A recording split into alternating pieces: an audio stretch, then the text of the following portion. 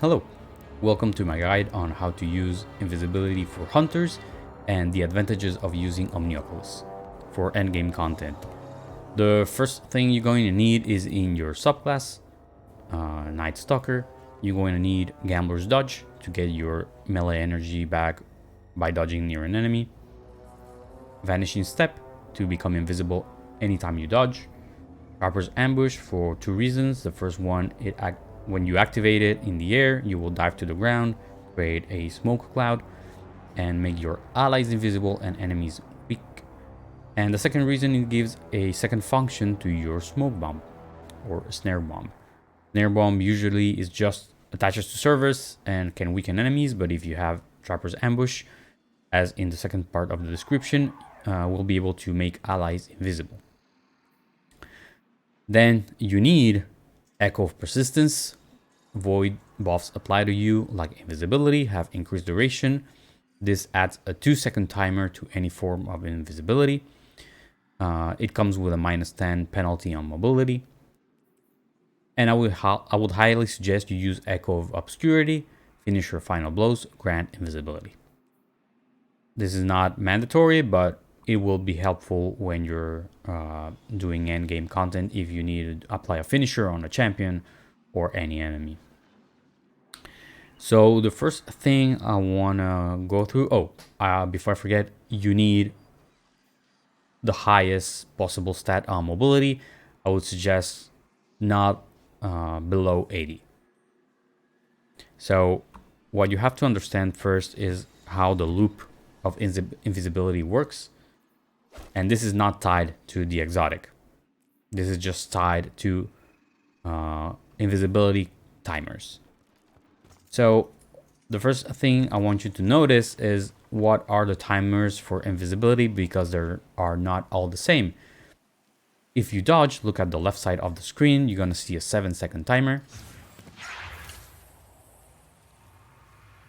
If I apply, I'm just going to wait for it to go. If I throw a smoke bomb, you're going to see the same timer. Now I'm going to dodge near an enemy to get my melee back. And now I want you to notice what is the timer when I do a quick fall. 9 seconds. So we have a 9-second for quick fall, and we have 7 seconds for dodge and smoke bomb. There's a little trick to it, and that consists on looping dodge after you have applied quick fall. So I'm gonna get my melee back.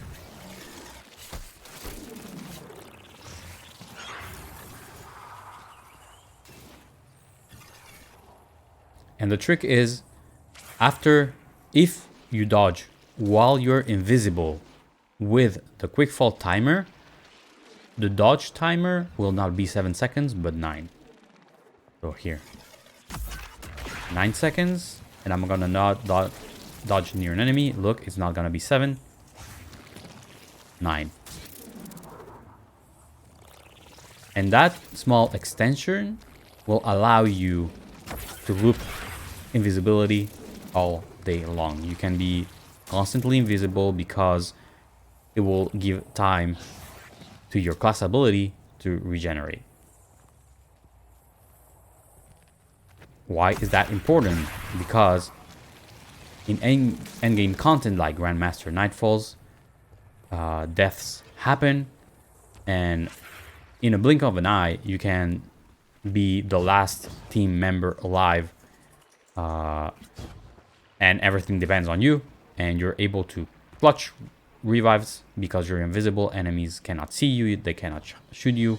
You can help your team reposition and go back to safety and get back into the fight. So that's related to the subclass and the high stat mobility. Now, why Omnioculus? The advantages are, as in the description, you gain a second smoke bomb and have damage resistance. The damage resistance is huge. It's a 50% damage reduction while invisible for you and your teammates.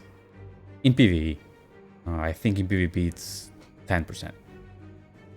It has a second smoke bomb. Now, why is that useful? Because you can use the dodge for quick fall and expend it there, but you can benefit from the second smoke bomb by either throwing it to an enemy and you will weaken them. It's a 15% weaken effect. Or you can use the smoke bomb if you have a teammate that's running for ammo or do a finisher or needs to relocate somewhere. From a distance, you can make them invis and still have your smoke bomb or melee energy available for a quick fall on you and another teammate. Also to notice, in the description of Omnioculus,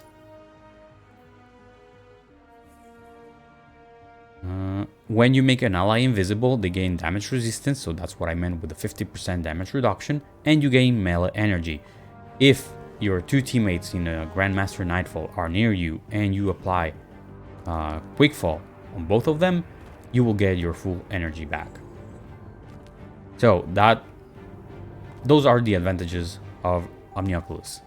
50% damage reduction when you're 25 power level under. It's big. It's gonna help you survive one shots from maybe a sniper, avoid splash damage from bosses.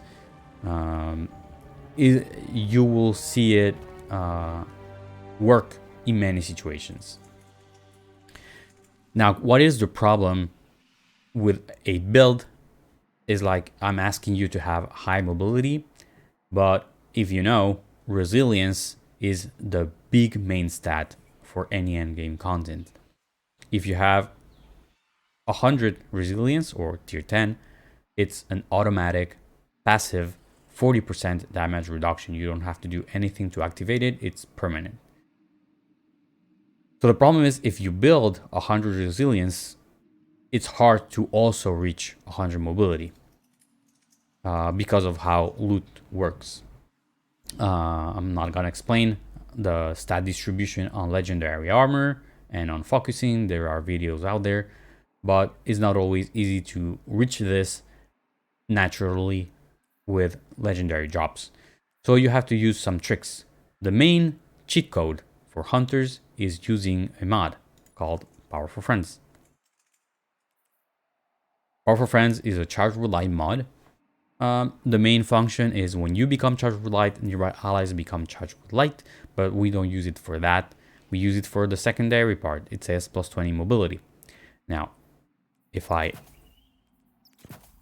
remove my arc mods, you will see it's grayed out. If this happens to you, it's because of the second part of the description.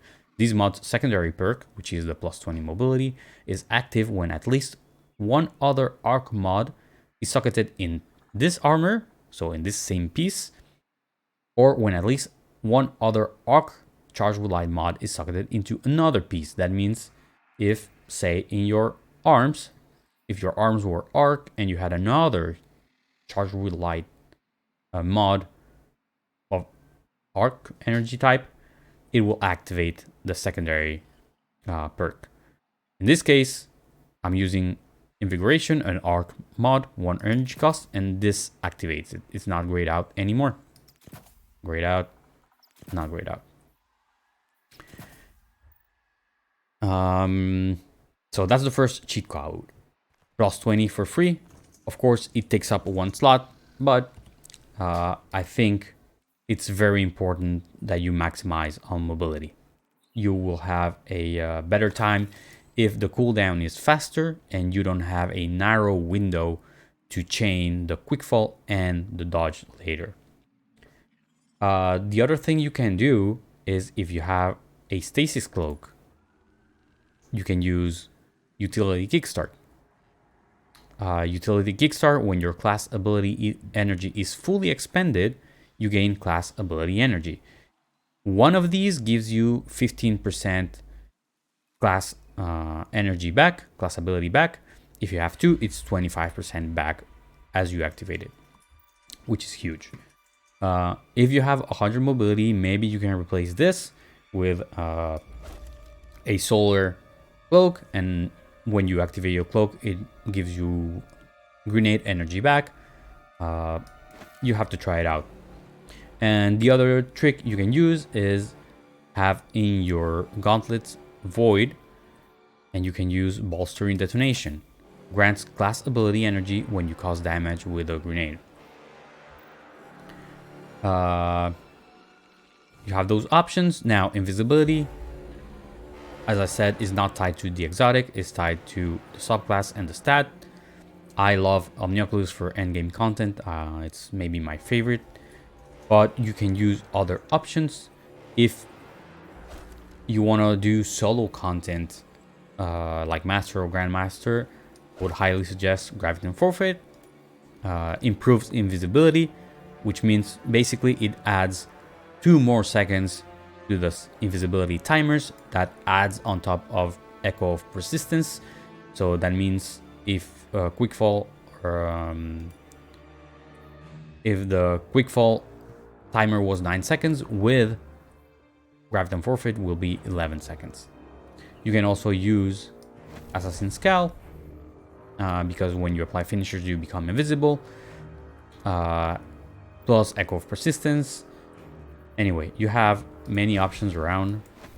And oh, the other one you could use, and which would be my second favorite, is Aeon Swift, because this way you're making heavy ammo for your teammates, which is a big plus in endgame content, to have that heavy ammo option pretty much always available. So it's up to you to test it out. I love Omnioculus. I think it's the best option for Void Hunters. And yep, that's pretty much it. Thank you for watching. If you have any questions, feel free to comment in the comments. You can also check me out and reach out on Twitter. And if you're lucky, you can find me streaming live on twitch.tv. See you later.